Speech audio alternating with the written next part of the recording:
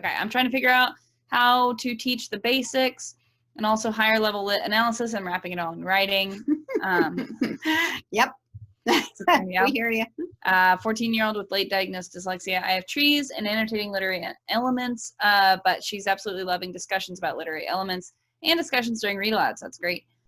Huge anxiety about writing though, and she's reluctant to do free writes, but will do LOTR fan fiction on her terms. Don't we all love LOTR fan fiction? I say a year of LOTR writing, man. Yeah. Yeah. Anxiety is high and a leftover from public school. Do I just go low and slow? Will Roots Entwined this fall be the most useful? Well, I think you did. I think you are joining Roots Entwined, and it will certainly help you sort some of that out.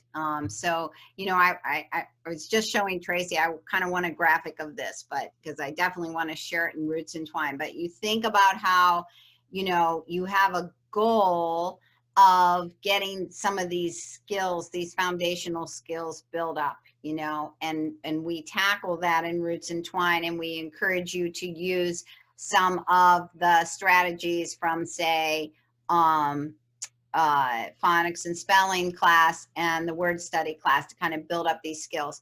And that's so we can get this automaticity that Maura was talking about, this sound symbol relationship, this recognizing words, you know, quickly.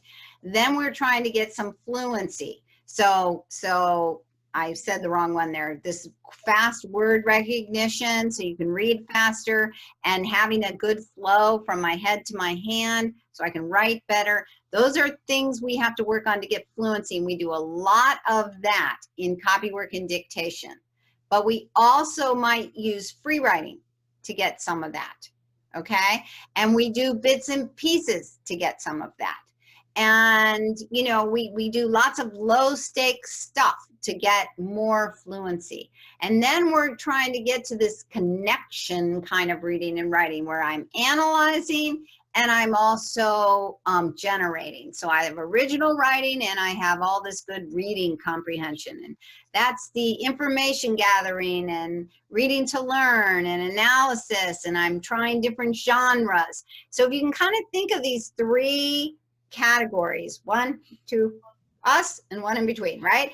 So you're going to be doing some kinds of work like the grammar spelling, because that's skills. That's what you're really working on for skills and automaticity.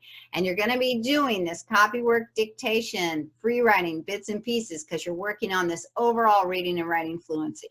And then you're going to be doing some of this annotating literary elements, trees in the forest, some of that work, so that you are getting, and explore a story, you know, because you want to get more of this connecting ideas, this kind of deeper thinking. Deep comprehension, deep thinking. Yeah. So, you know what I would do? I would just like tap each of those, and the one she really likes, let it be all on LOTR, right? Like, do all your connecting kind of higher level, I'm putting ideas together, I'm reading some things. Let it be more about the topic she likes, right? And you know you have some skill building to do. And then let Roots Entwined kind of guide you in this copywork. Roots Entwined will help get some of those mechanics a little bit more automatic, the writing mechanics that are probably holding her back, taking up a lot of cognitive space, so that getting thoughts down on paper is so hard.